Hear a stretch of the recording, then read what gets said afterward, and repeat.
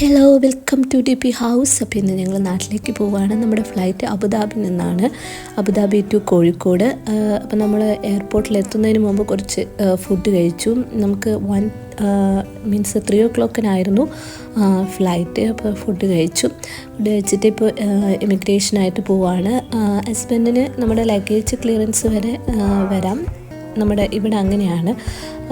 അത് കഴിഞ്ഞിട്ട് പിന്നെ ഇമിഗ്രേഷൻ എന്ന് പറയുന്നത് ചെറിയ പ്രൊസീജിയറേ ഉള്ളൂ. അതുകൊണ്ട് നമുക്ക് പ്രശ്നമില്ല. നമുക്ക് ലഗേജ് കൊടുത്തു കഴിഞ്ഞാൽ തന്നെ പകുതി ആശ്വാസമാണ്.